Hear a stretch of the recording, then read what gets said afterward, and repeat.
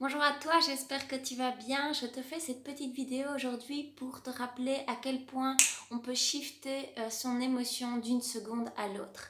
Des fois on se réveille, on n'est pas bien, on est de mauvaise humeur, notre amoureux nous a dit un truc qui nous dérangeait, ou on se sent juste pas bien parce qu'on a mangé trop de sucre, parce qu'on pense à des choses négatives, parce que c'est juste la vie en fait simplement. Il y a des flux qui nous traversent, on est là, on est de mauvaise humeur, on est en colère, on est triste et donc on va utiliser l'autre pour nourrir cette addiction biochimique. Parce que je vous rappelle que des émotions, en fait notre corps il est addict au niveau biochimique par rapport aux émotions et donc un corps qui est addict à la colère, à la frustration par exemple va être quelqu'un qui se met en colère, qui est frustré, peu importe ce qui lui arrive à l'extérieur, simplement parce que c'est comme de la drogue en fait, le corps veut la cam.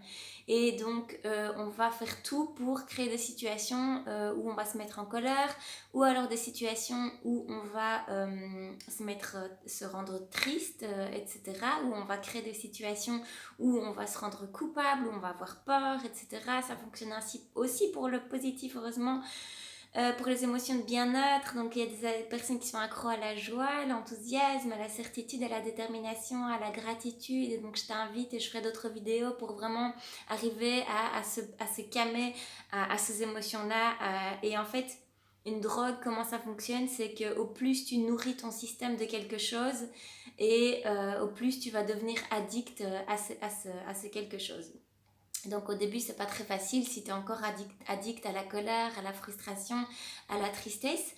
Mais voilà, c'est vraiment important de mettre le haut là et d'un moment dire stop là, allez stop. Voilà, donc les conseils pour shifter émotionnellement quand tu es de mauvaise humeur ou si ça arrive très souvent, etc. Ou si ça arrive très peu souvent aussi, n'oublie pas que tu peux vraiment shifter tes émotions en moins de quelques secondes. Donc les conseils que je vais te donner ici, le premier c'est d'aller t'isoler. Parce qu'en fait, on va réagir en général en fonction de l'observateur.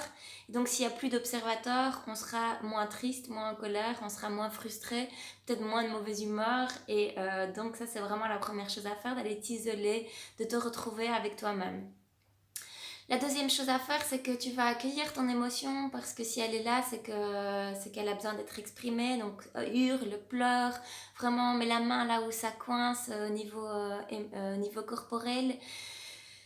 Mets la main là où c'est pas fluide, accompagne-toi, vois-toi vraiment comme ta meilleure amie, comme ton meilleur ami, comme un parent qui est bienveillant et qui t'accueille dans toutes ces émotions que tu vis là, que ce soit voilà, en lien avec n'importe quoi. Mais n'oublie pas que c'est simplement ton corps qui réclame une gamme et qui est addict émotionnellement. Et ça, je parle pour toutes les situations de la vie quotidienne.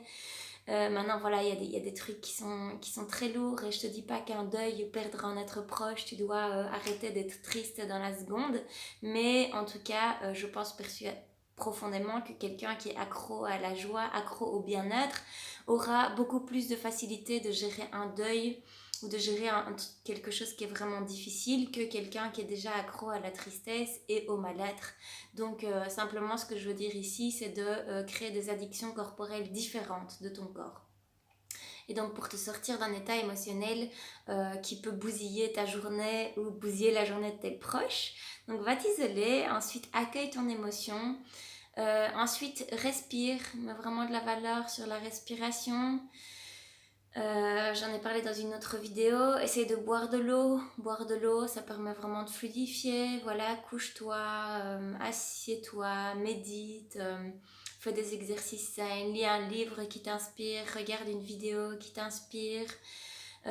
Travaille sur ta posture, donc tiens-toi droit, les épaules vers l'arrière, le bassin légèrement rentré, les pieds bien ancrés dans le sol. Et à partir de là, essaye de voir toute la souffrance que ça va engendrer pour toi et pour les autres si tu restes dans cet état émotionnel-là.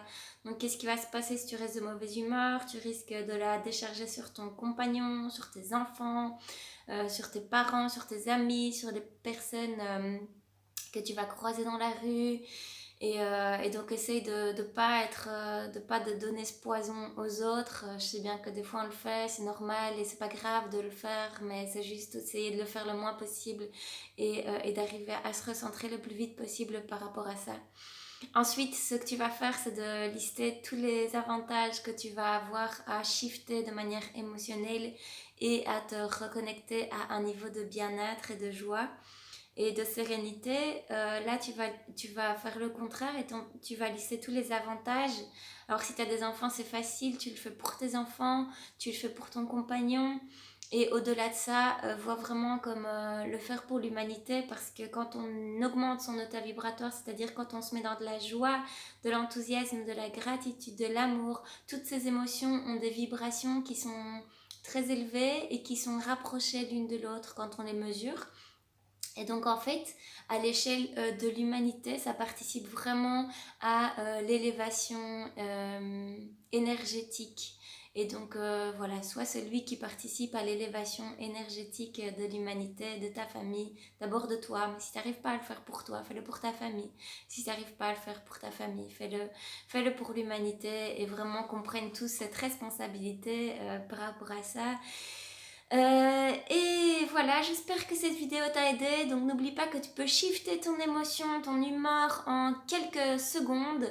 Donc éloigne-toi, isole-toi, respire, médite, fais du Sein, fais du fitness émotionnel.